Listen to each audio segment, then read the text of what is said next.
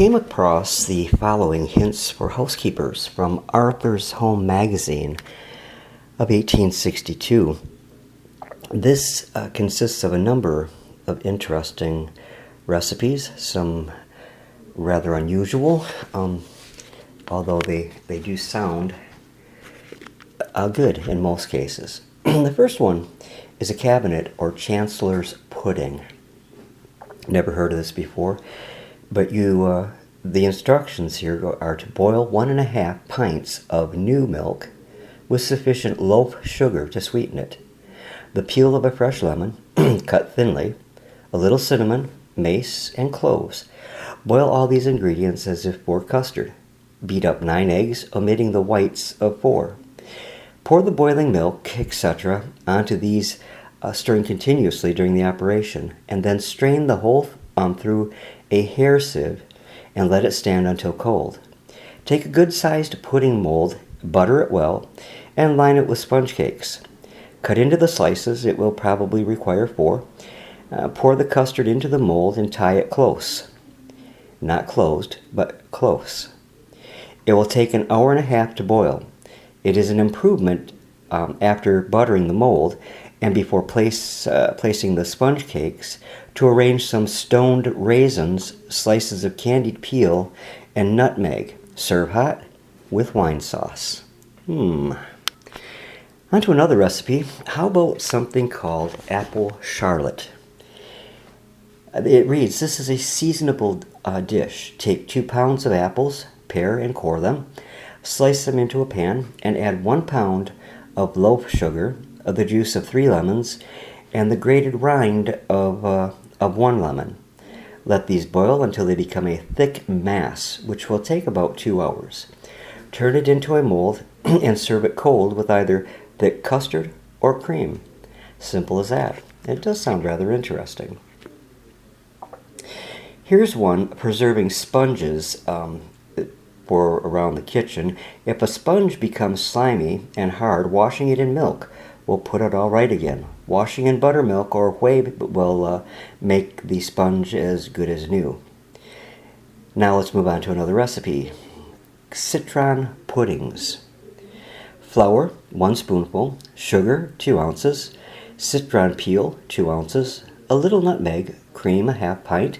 Mix them together with the, it says yolks, but I think it means yolks, of 3 eggs.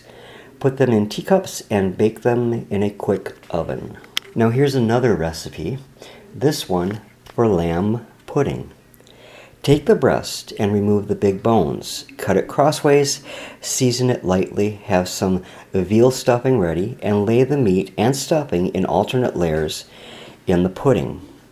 With a grill and 1/2 of water to every pound, boil 1.5 hours. Serve with melted butter over the pudding and a little chopped parsley on the top. It has an inviting effect. Any part of the lamb may be done this way.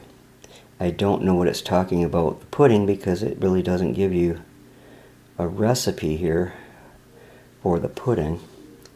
But here's another. This one is a pigeon pudding.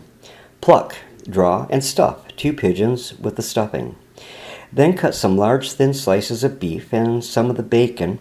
Season well, roll the pigeons in the meat and bacon, lay them in the pudding. Boil 4 eggs hard, cut them into quarters, and fill the cavities with them. Mix a teaspoonful of flour with 1/2 pint of milk or water, close up, and boil for about 1.5 hours, and then serve. How about a family steak pie? Take and cut 2 pounds of beef in slices, 2 pounds of potatoes, 1/4 pound of onions, season with 3 teaspoonsful of salt, 1 pepper, mix it well together, put the meat and potatoes into the pie dish in alternate layers, and add a pint of water, cover over with paste, and bake for 1.5 hours. And then you might want to try veal pie. Delicate veal and ham pieces can be made like the above. Rolling up the veal and a little ham or bacon together, and a little stuffing, if handy. Proceed as for steak, or as for family steak pies. Pork pies may be made in the same way. All 3 of those dishes, or 4 actually, lamb pudding, the pigeon pudding, family steak pie, and veal pie all sound like something that would be really tasty. I wouldn't mind trying those. Next up, rose pearls. Beat the petals of the red rose in an iron mortar for some hours until they form a thick paste, which is to be rolled into breads and dried, or beads, and dried. They are very hard, susceptible of a fine polish, and retain all the fragrance of the flowers. Oh, I get it. This isn't to eat. This is to use sort of like a potpourri. I cannot imagine taking the petals of a red rose in an iron mortar and beat them for hours at a time. But apple and paste pudding in a basin. Make 1 pound of paste, roll it a 1/4 of an inch thick.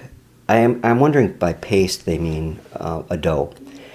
Anyways, lay some in a bowl, fill it with apples, cut in quarters, add 2 cloves, 2 ounces of sugar, a little butter, put another piece of paste on top, and join the edges nicely, tie it in a cloth and boil. That does sound like you're talking about a crust type paste, if you will.